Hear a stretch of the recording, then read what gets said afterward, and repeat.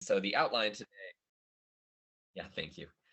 Um, the outline today is for us to talk a bit about who's hungry, how do we figure out, how do we efficiently use information about food habits to reconstruct consumptive interactions, how to get moving, how do we think about explicit movement models and infer habitat preferences, um, both in the North Sea and in the US gateway to the Arctic.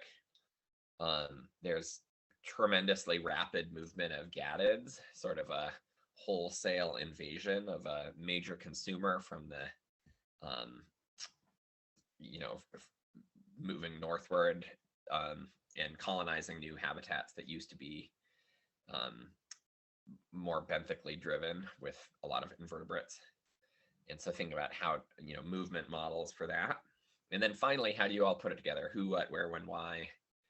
How do you get a holistic picture of an ecosystem and how hotspots are shifting over time, and what, how this is likely to continue in the future.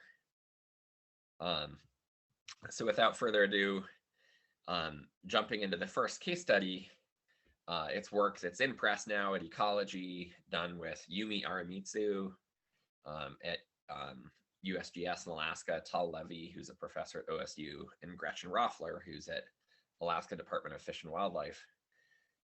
In this study, we wanted to think about how to there's a tremendous amount of information about food habits, but certainly in my own background, it always seemed like the analysis of stomach contents or food habits required a set of specialized models and a set of specialized tools that made it hard to think about combining it with other frameworks. And so this paper is about how do we set up food habits analysis in a way that anybody could do it with half an hour of training. So, for people that haven't thought, I guess I'm used to thinking about fish and vertebrates, things could be different for other taxa, but I think in general, we have a lot of different types of information to infer food habits. There's both, direct sampling of stomach or gut contents, either from dead individuals at necropsy. In fisheries, we often do a lot of on-deck capture and sorting. For marine mammals, we might go out and sedate an animal and then pump its stomach out.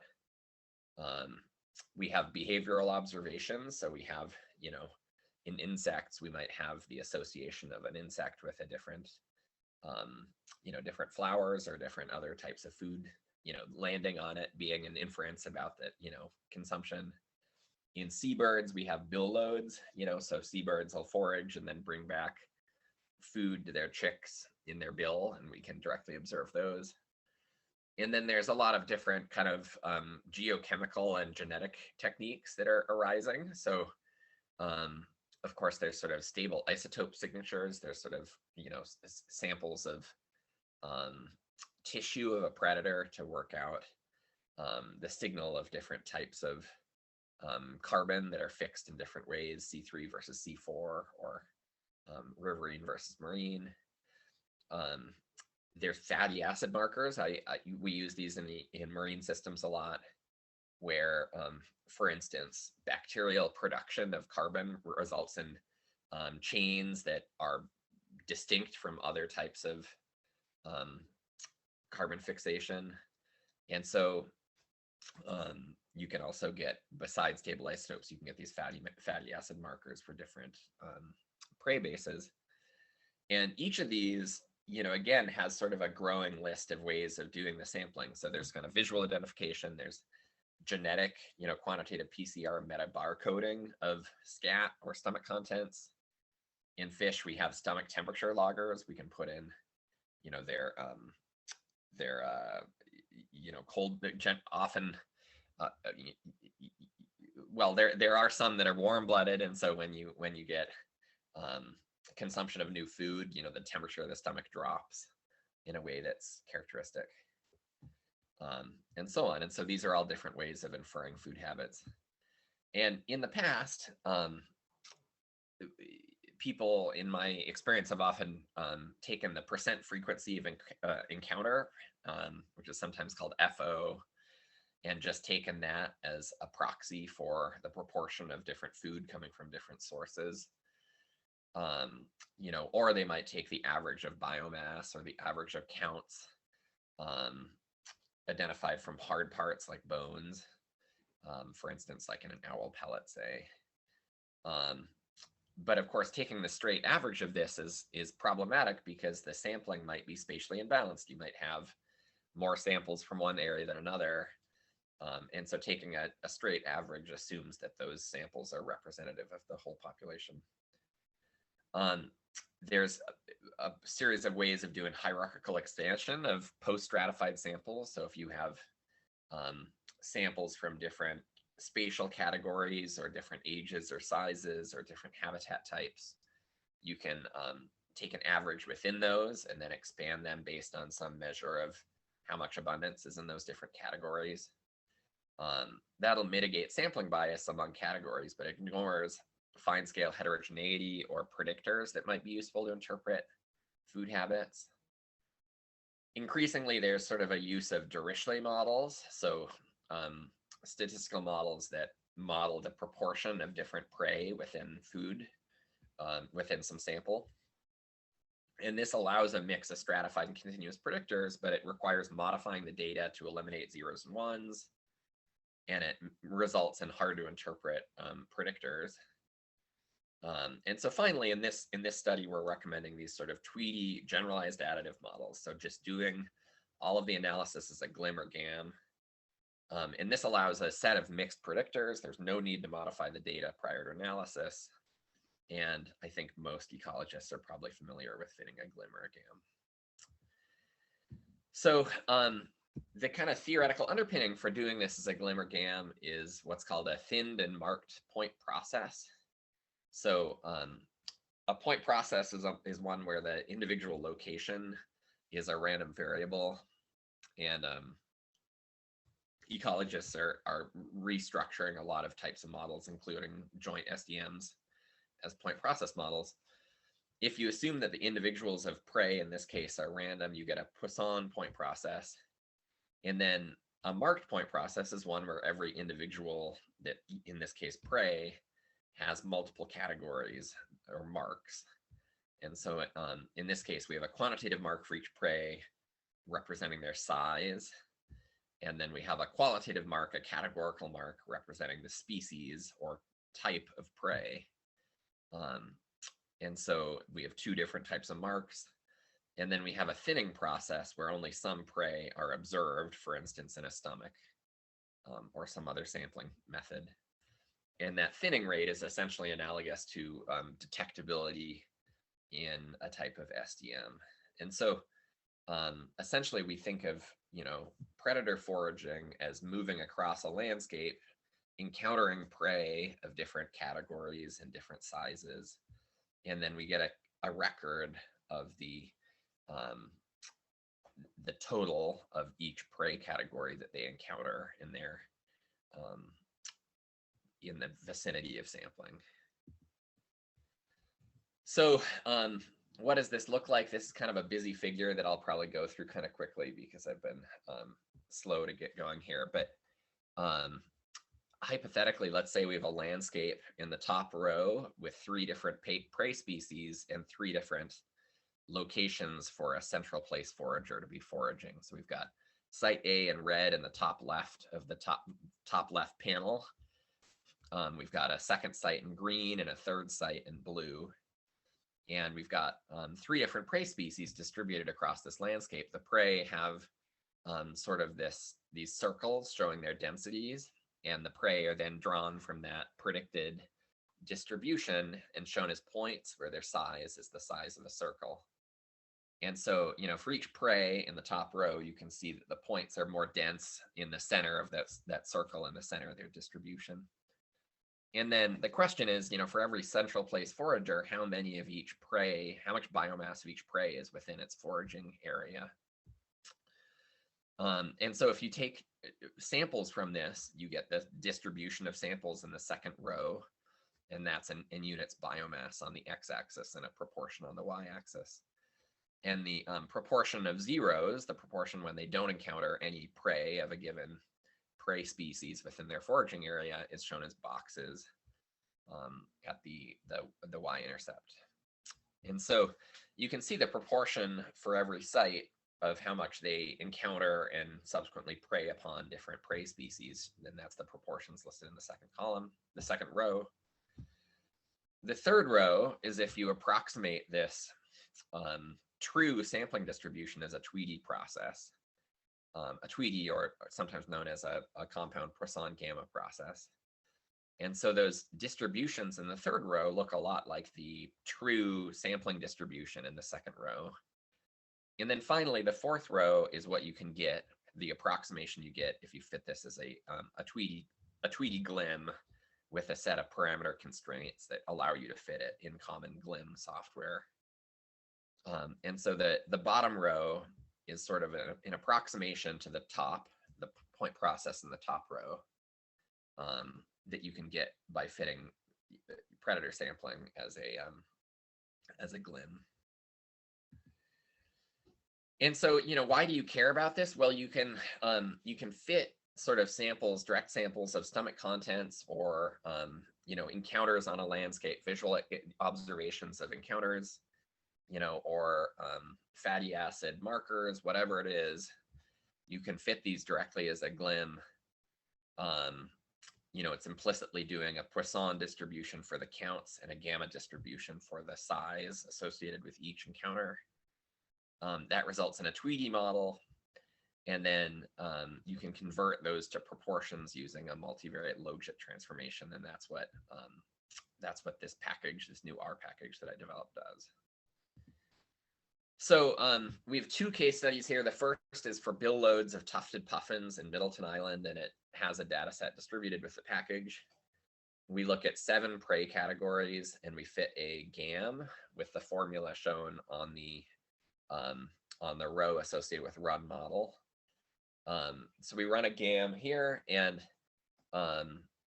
then we define a new class for it called MV-Tweedie. In this case, we can use ggplot to do a prediction of the resulting output, and we can plot it using ggplot. So all of the, these sets of lines of R code is all a person needs to do to replicate this type of analysis. And in this case, we get outputted from ggplot, we get these predicted proportions of different prey species. So in this case, I guess it was 8 species after I did lumping together, not 7.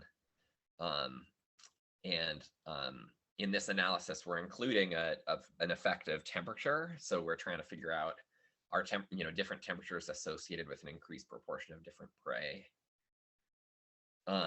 And so in this, you can see that from the 1980s to the 2000s, this Middleton Island tufted puffin population oscillated between preying primarily on Pacific sand lance and prowfish. And then in the 2000s, instead, it switched to alternating between Pacific herring and capelin predominantly, where herring in particular was positively and significantly associated with increased temperatures, shown on the bottom left. And prowfish and walleye pollock, for instance, were negatively associated with increased temperatures. Alternatively, we also did a case study looking at DNA metabarcoding of scat samples for wolves in Southeast Alaska. And so in this case, we ended up plotting it on a map. And so the plot output line is a bit more complicated here. But again, the whole thing is just fitting it as a GAM,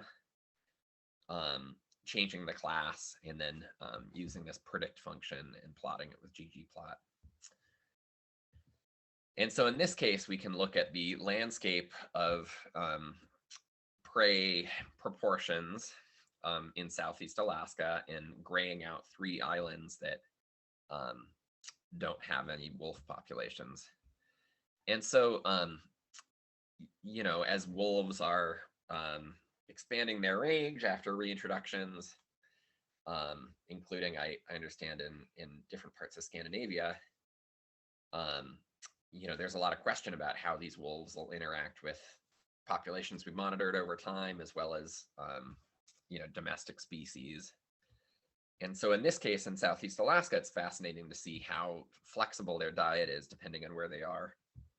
And so across the landscape, they, no surprise, use a high proportion of black-tailed deer and mountain goats, like ungulates.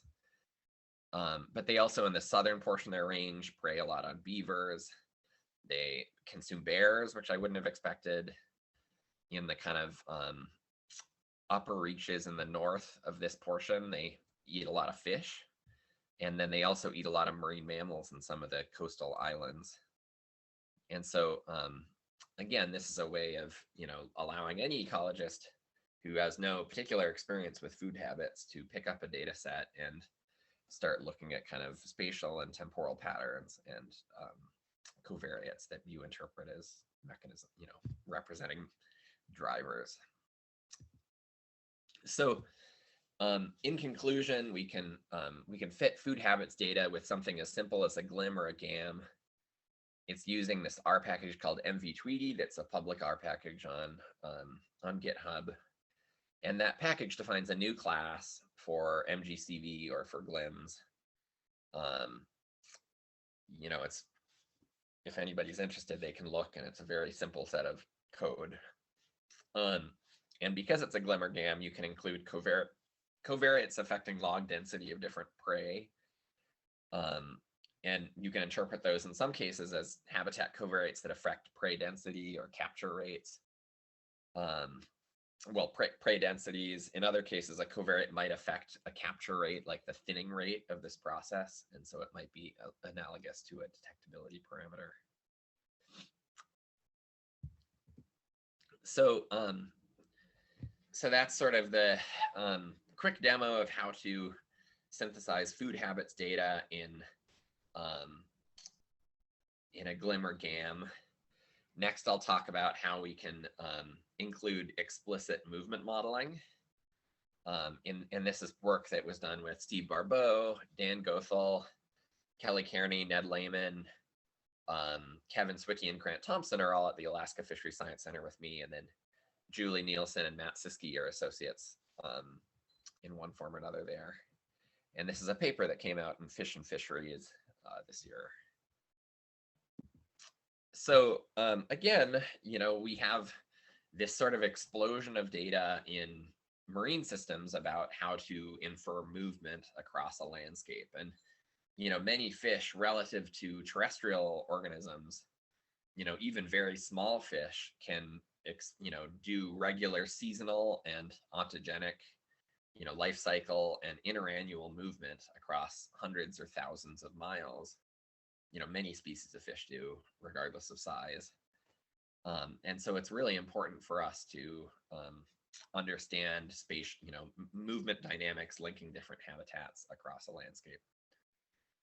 So in fisheries, for 50 or 100 years, people have been releasing conventional tags that they attach to a fish and then they recapture them later. They have incredibly low recapture rates. But many programs have a huge database of, tens of thousands of these that have been released over the years. There's direct samples of densities from surveys, resource surveys, fisheries. Alaska has a revenue in the billions of dollars, in Alaskan waters. And so, there's a lot of incentive for us to have surveys to monitor fish populations. There's direct samples of fishery data. So fishing, using fishers as samplers of their environment. There's archival tags. So tags that we release that record local conditions that we can use to reconstruct movement. There's stuff I call movement gates. So either weirs, things you put in a river and you count all the fish that pass by, or we increasingly have these acoustics that insonify, they make noise, and any fish that passes through, we can see which direction they're going. In terrestrial systems, people use radar the same way to look at movement of birds past a fixed location. There's selection experiments, controlled laboratory experiments about preferences. There's chemical markers again. There's genetic markers. For instance, we might know a spawning location has a signature. And so if we find animals with that genetic signature elsewhere, we know there was some movement. there's parasitological markers, and then there's occurrence of individuals in predator diets, like I talked about earlier. That's essentially a way of detecting movement of their prey in some cases. So all of these things, all of these types of data are warrant some kind of integration. And you know, a lot of species distribution models are these kind of correlative models that just look at densities at every location G, and don't have any explicit process that underlies them. In this case, I'm using a diffusion-taxis movement model, which is sort of the next step in terms of more mechanism. And this diffusion-taxis, advection diffusion-taxis movement framework relies upon decomposing an instantaneous movement rate, which is the instantaneous rate between different locations G. I'm going to discretize space and call G these different cells. And I decompose that into an additive combination of diffusion rate, a taxis rate, so a movement towards preferred habitat, and then a passive advection rate. So in the marine environment, you know, we've got a advection field from ocean currents. And each of these we can quantify, but we're ultimately trying to, you know, we're trying to infer something about this preference function that's driving taxis. And once we have that instantaneous movement rate, M prime, I'll call it, we can integrate that for a unit of time using the matrix exponential function. So if we've got an instantaneous movement rate, we can integrate it over a month or a year. And once we have that annualized, or, you know, that integrated movement matrix, we can just project a vector of densities at these different grid cells to where they would be in the next time by just applying that movement matrix. And so this has some useful properties. Defining it this way: if the columns of the movement rate sum to 0 and all of the off diagonals are greater than 0, then the integrated M, the annualized M, conserves abundance. It has columns that sum to 1, and it has no negatives. You know, so yeah, this is sort of the way that we're constructing this. Next, we want to define a habitat preference function, H, and we define that as, it's, you know, the easiest way to do this is kind of the same way we do it in a GLM, where we take a design matrix X, we multiply that by a set of preference parameters alpha, a vector alpha. And so that just defines a function across space of their preference. And taxis is defined as movement towards a preferred habitat. So the taxis rate between two adjacent cells is just the difference in their preference, where fish will move toward, you know, animals will move towards, you know, if they're at a location and they're adjacent to a location with more preferred habitat, they'll tend to move towards it. If there was only taxis by itself, all the animals would end up in the single place with the highest preference, but diffusion tends to counteract that. And so the net combination of diffusion and taxis results in a stationary distribution where animals are distributed across the landscape. And so looking at this, you know, a person can code up a diffusion-taxis model in R in about 10 lines. And you know, part of my goal here is to build up some intuition here. So here's sort of an attempt to do that using a sort of simple one-dimensional spatial domain with 25 different locations distributed along the x-axis. And each of these panels shows a different thing about that 1D spatial process. So the top left one is showing environmental layers. So bottom, in this case, bottom depth. You know, it's most shallow on the left. It's deepest on the right. Bottom temperature is shown in blue, where the temperatures are highest in the left or right, the shallower the deep, hypothetically in this case. And then the preference is this combination. It's this additive function of temperature and depth shown in black. If we have a constant diffusion rate across space, that results in this diffusion matrix, where they diffuse away from the diagonal, which is where animals are, they diffuse towards adjacent cells. And then the taxis matrix, they tend to, if they start in the middle, they either tend to go left or right. So on the diagonal, for animals on the left, they tend to go further left, which is above the diagonal shown in red. Or if they're on the right, they tend to go further to the right, which is below the diagonal in the top right panel. And so this has a result that if you start an animal out on the second row at the location shown in gray, in time t equals 0, all of the animals are where they start. After one increment of time, they move to the red. After 3 increments of time, they move to the purple. 10, they move to blue, and as time goes to infinity, they move to the black distribution. And so all of these, the bottom row shows examples of movement from starting at different locations shown in gray. As time goes to infinity, all of them go to the same black line. So the stationary distribution is the same regardless of where you start. That's because they're all connected. All of these locations have a non-zero probability of movement to other locations. And you can map out what's the for any increment of time, you can map out, given these parameters, what's the likely distribution of where they will be. So that's the key piece. You can project forward the probability of the expected utilization function given their starting point and their parameters.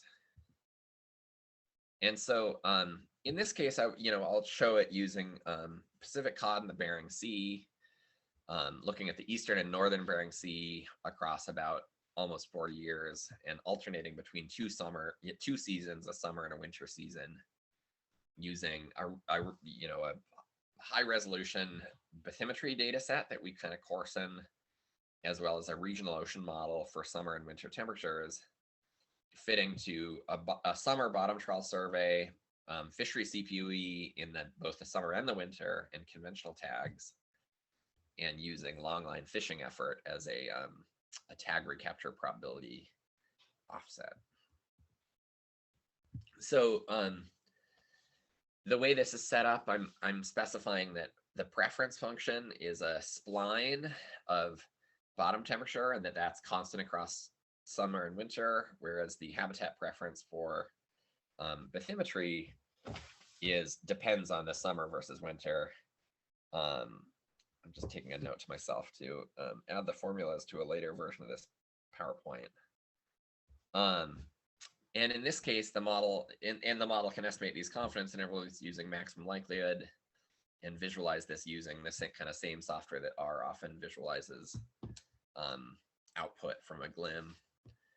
And in this case, the model is saying that preferences in terms of bottom temperature, cod they have a lower preference for temperatures below 0 degrees, and that's consistent with what we observe other ways.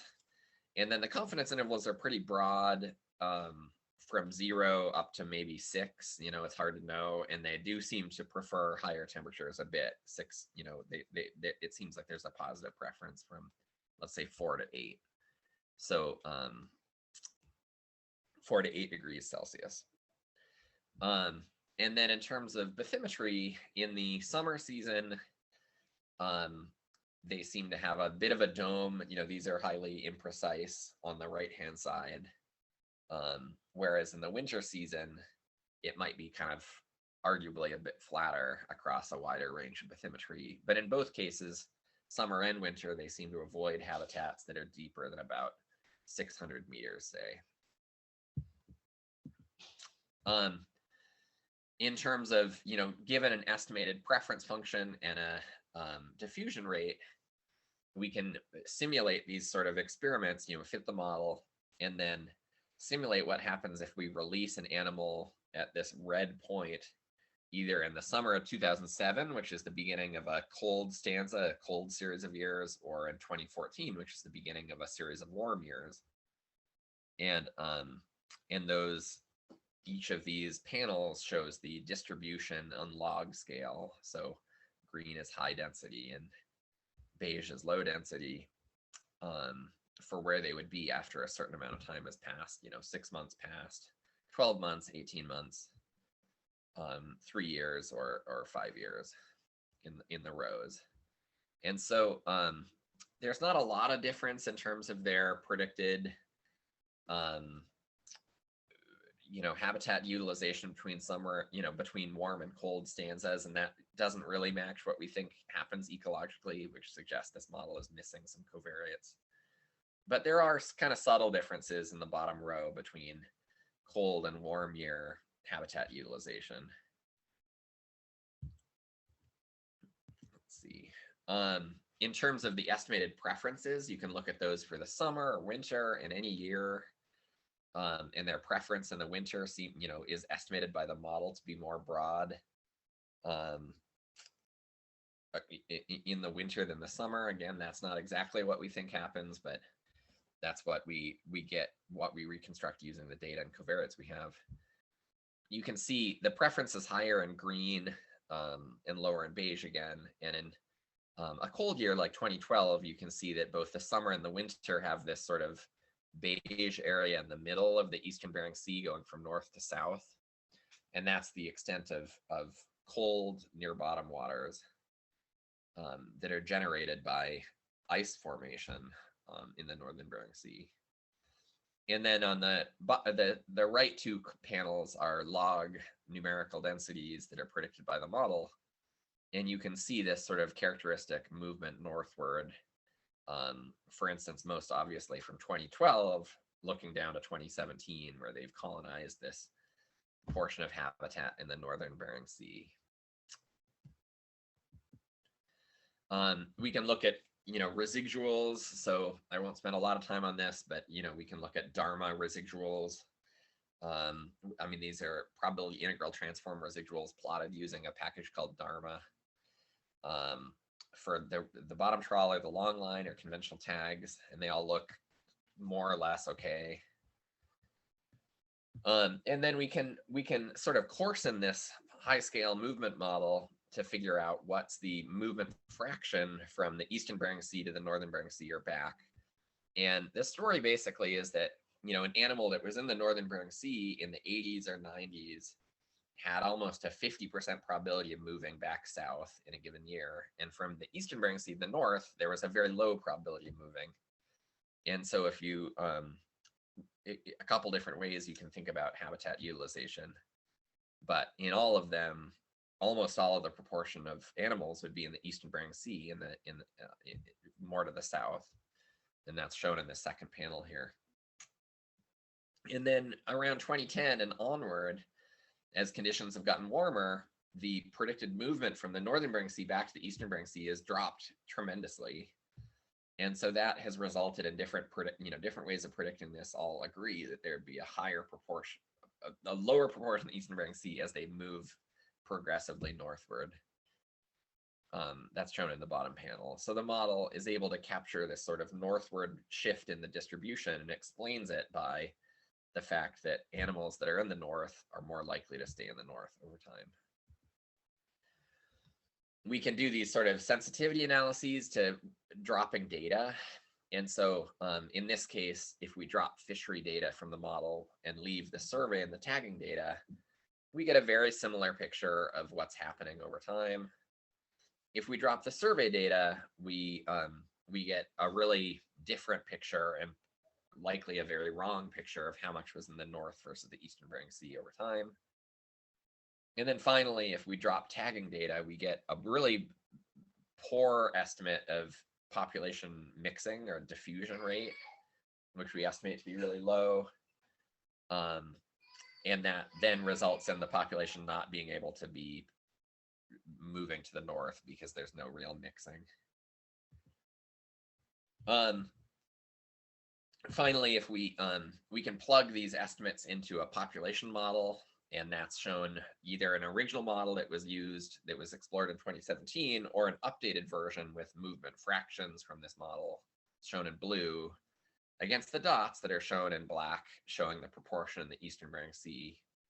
And so neither model actually works that well yet, but the point is that you can estimate movement fractions with a type of movement model like this and include it in an integrated population model, and it's highly influential about the population dynamics. So again, if there's a take home from this that anybody should remember, it's that, there's a lot of different data about movement, conventional tags, surveys, acoustics, and so on. And these all can be integrated in an explicit movement model that estimates habitat preferences. I've done this using this package called ATM that's up on GitHub and public. And I'd love to continue to think with people about how to estimate movement. And then finally, let's see. So the final piece here is how do we bring all this together? We've got sort of accessible tools to synthesize movement for an individual species. We've got tools to synthesize food habits. And in this study, I worked with a long list of co-authors to try to synthesize information across the whole ecosystem to look at decadal forecasting of community reassembly, or how the spatial overlap between ecosystem components is changing over time in the Bering Sea. And this was published in Ecography. So once again, there's this this long list of different data sets, including bottom temperature and surface temperature measurements from satellites, or numerical models like global climate model forecasts of these. There's measures of primary productivity, kind of small and large chlorophyll in the spring and the fall. We have secondary production, copepods, small invertebrates that are major grazers globally, including in the Bering Sea, and importantly, kind of concentrate fats in a form that fish can benefit from. There's juvenile pollock, these age 0 pollock, that's kind of the major forage fish. They're kind of consumers of calanus, of copepods, that then in turn are eaten by bigger fish. There's these exploitable populations of fish that we measure in the summer sampling with a large net bottom trawl. There's seabirds that we sample opportunistically. And then there's these catcher processor fisheries in the bottom, kind of chopped off a little, either in the spring or the fall, and that's sort of a measure of human use of this ecosystem. In terms of data availability across time, we've got the majority of our data is coming from the summer and the early period. That's this bottom trawl. But in the fall, we increasingly have a lot of information about ecosystem components. And if you look across different kind of trophic levels, essentially, the seabirds are sort of opportunistic across time. Adult fish are pretty reliable. And then we've got physics measurements across this whole time, including a 10-year forecast. And so kind of thinking a little bit schematically about this, we've got, winter, spring, summer, and fall on the x-axis. And we've got vertical location in the water column on the y-axis. And, the different data come from this sort of complicated seasonal and vertical picture, where in the summer, we've got this bottom trawl. In the spring and the fall, we've got these lower trophic level sampling processes. And that's also when we have some fishery data. And then, of course, we have winter satellites when the seas are too rough for us to go out and sample directly. And we've got summer direct measures of the bottom temperature. And so that's what we want to stitch together. And we do this using this, it's a type of SDM that has these, a linear predictor that's used with a link function to predict some responses. And this is all using a package called VAST that decomposes that linear predictor into a bunch of different terms. And I'm going to focus on this spatiotemporal term, where a lot of joint SDMs have a loadings matrix that represents covariance between different species. Like a lot of JSDMs are done on a single trophic level. And so they want to look at covariance among species. What I'm doing here is also including a loadings matrix across time. that represents covariance in time, and then it generates the spatiotemporal covariance that's separable across species and time with two different orthogonal loadings matrices. And importantly, I want to stress that one of these loadings matrices is just an indicator matrix essentially, and it's that's the loadings matrix across variables, and it's set up in a way that for instance, in this case, I've got a numerical model for bottom temperature, and I've got direct measurements of bottom temperature. It's set up so that they have the same loadings, but they have a different spatial term, and that difference in spatial term is what oceanographers call a delta change method. It's sort of a bias correction method, where I'm saying that the ocean model is right about its forecasts of distribution or density, but it might be biased in terms of the spatial value, and we can correct for that by comparing it with real world data. And so if we do this, we get these maps of spatial variation that pop out, where, for instance, the bottom temperature in the top left versus the bottom temperature in a regional ocean modeling system is the bias of that ROMS. Same with the sea surface temperature versus sea surface temperature of ROMS. And the bottom temperatures are really low in that kind of middle area. They're often below zero, and they don't, ice doesn't freeze when it's at the same temperature when it's saline, and so that's how it can get below 0 Celsius. In the second row, we have these spring and fall chlorophyll A, and there's high densities in the spring near Jemchug Canyon. So there's this the world's largest deep water canyon that funnels nutrient-rich waters up to the surface in the spring, and that fuels both small and large chlorophyll in what's called the Bering Sea Greenbelt.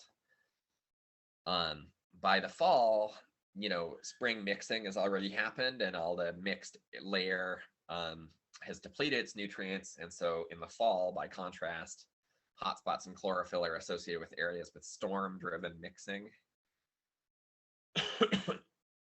For Calanus, this copepod in the spring and fall, the spring it's in the south, and by the fall it's more in the north. And then, and so on and so forth. We can see different species that are distributed in the kind of inner and middle and outer domain primarily. The catcher-processor fleet in the bottom row in the spring is more in the south, and in the fall, where it's more ice-free and move more towards the north. And then these two species of seabirds are also, their distribution is estimated. But the key part of this model is that it estimates this mode of variability, and that's this, what I'm calling factor 1 in gray. And then I'm lining that up with the spatial extent of cold pool, these cold 2 degree or colder waters near the bottom, and the spatial extent in terms of square kilometers. And the model is basically estimating that the major mode of variability is highly correlated to cold pool extent, even though I didn't put cold pool extent in the model explicitly. It's just sort of what pops out of the model. And then we have these physics forecasts, and so we're able to forecast the model going forward for the next 10 years. And so we have these maps of these response maps for every variable. And so in this case, a positive value, the factor, corresponds to a low cold pool. And so when when it's a warm year with a small cold pool, Pacific cod and pollock in the middle row are distributed more in the north. Arrowtooth in the third row is also to the north, and the catcher-processor fleet is somewhat to the north, but not as far. So those are a few of the ways that these warm years redistribute components of the ecosystem. We can forecast these out over, either hindcast or forecast these system components. And so, for instance, here we're seeing that, the model predicts that fall Calanus has declined somewhat over time. When there's a warm year and things have gotten warmer, when there's a warm year, these crustaceans go into diapause earlier in the summer. And so by the fall, they have lower densities in warm years. We predict that these pollock have a distribution. Well, most notably in this, the second to the right row, arrowtooth flounder has spilled from offshore onshore over time. And that leads to a greater overlap between arrowtooth and pollock, where they're major competitors of one another. And so we can also look at these spatial overlap between system components using this Schoner's D. It's a measure of overlap. And so the overlap between egg-zero pollock and its major fall prey that's necessary for overwinter survival has always been lower in warm years, and we predict that going forward those will stay kind of medium to low. In warm years, we predict that adult pollock and egg-zero pollock have higher overlap, and that's an issue because adult pollock prey directly on their own. Egg-zero, they cannibalize egg-zero pollock, and so that's potentially detrimental for recruitment of the population. In warm years, we predict that arrowtooth flounder and adult pollock have greater overlap. So pollock and its major competitor are more overlapping in warm years. Whereas in warm years, the fishery has somewhat lower overlap with adult pollock. And so for all these various reasons, we end up concluding that warm years have a variety of ecosystem implications that are probably generally negative for pollock, which is this sort of billion-dollar industry in Alaska.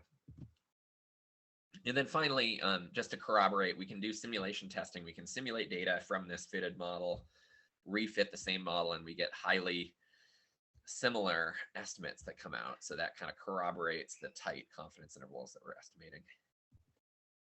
And so,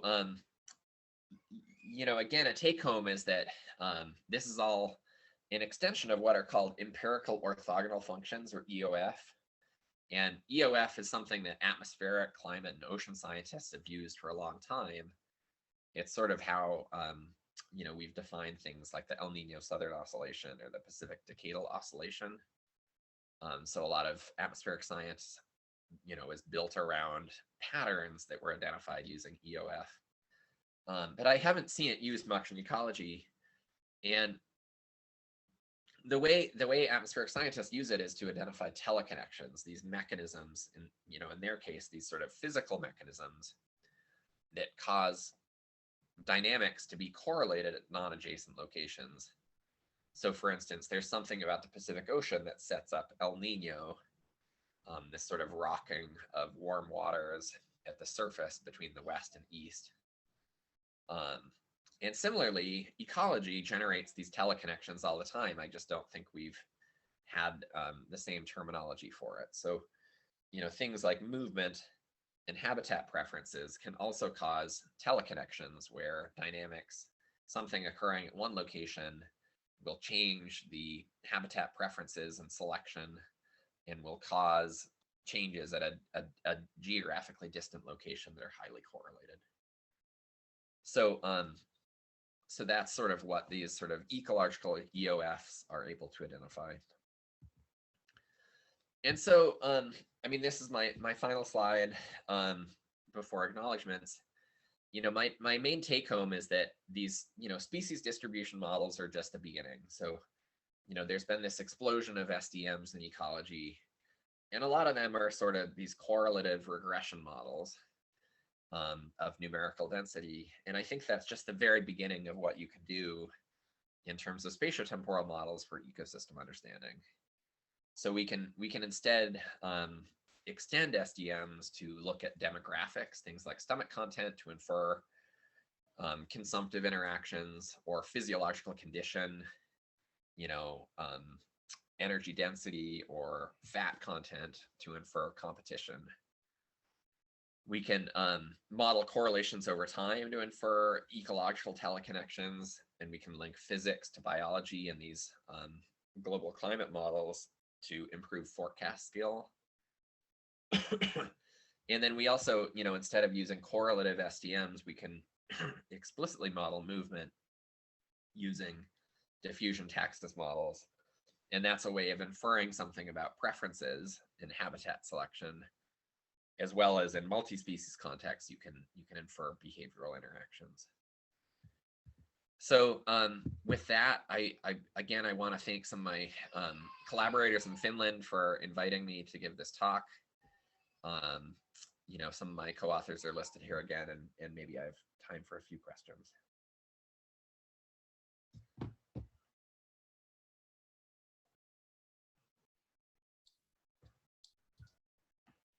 Many thanks, Jim, for really interesting talk.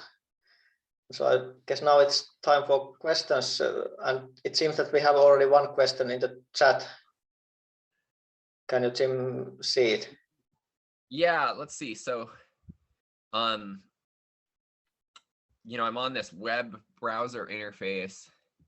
I wonder if anybody, while I'm looking, is willing to just read it to me. I can read it. So, thanks for the informative presentation. Which null model is ideal for inferring ecological processes responsible for the community assembly, especially in aquatic habitats? Could you please explain the role of phylogenetic conservatism in the marine ecosystem? Do you think we can include functional traits to decipher marine assemblages? Yeah, man, I love that question. So in terms of joint SDMs, I've been kind of developing this set of packages that I rolled together into a package called VAST for Vector Autoregressive Spatial Temporal Model. There's HMSC that Ovaskainen and many colleagues have been developing. There's GJAM that Jim Clark has been developing, and many others. And a lot of the other ones have focused more on functional traits than VAST has. Just to explain myself, I've been, fisheries is very motivated by tactical questions. And so I've spent, I think, a lot more time making sure that my aggregates across space are well calibrated with respect to other estimators. And that's sort of necessary for tactical management, but maybe not as ecologically interesting. But I'm working on a paper showing how to do, bring in functional characteristics and VAST. And, basically it's very straightforward. In any kind of SDM, you can just include a continuous or factor valued trait, and then look at the spatially varying response to that. And so in fisheries cases, for instance, we have the North Pacific has this amazing set of rockfishes and snail fishes that have irradiated over the last 1 to 10 million years, and we can extract their traits from this sort of phylogenetic model called fish life that I've been developing, and then look at the spatially varying response to it. And if you do that, you get very standard sort of pictures where, for instance, like longer lived species tend to be ones that are associated with densities offshore. Warm adapted species tend to be in areas with warmer water, and so on and so forth. So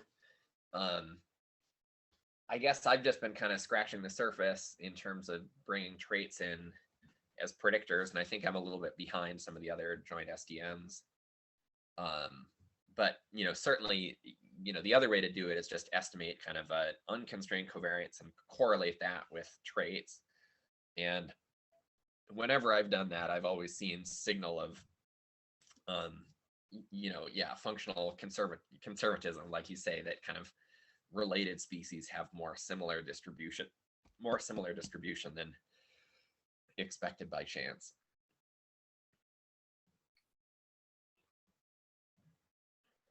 Thanks. Do we have other questions or comments?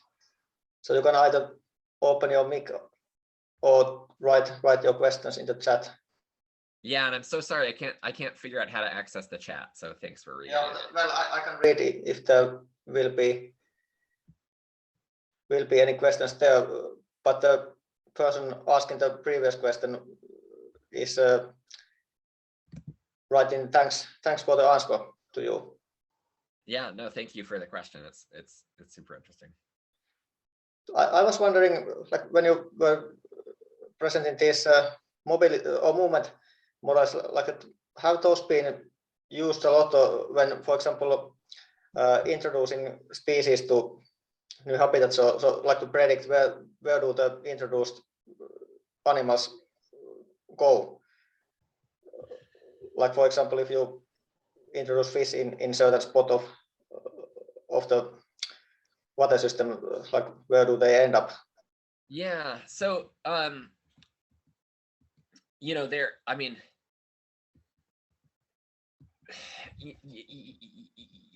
the field of movement ecology, and has obviously exploded with telemetry. I've worked a little bit with some of the there's a new electronic tag reader, GPS reader that's on the International Space Station, so you can now tag individual bees and track them across their life cycle.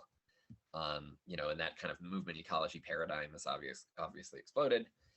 In parallel, there's been this explosion of statistical ecology on it. A lot of the statistical ecology in my reading has been focused on sort of Lagrangian models, reconstructing the individual path of an individual animal using these sort of state space models.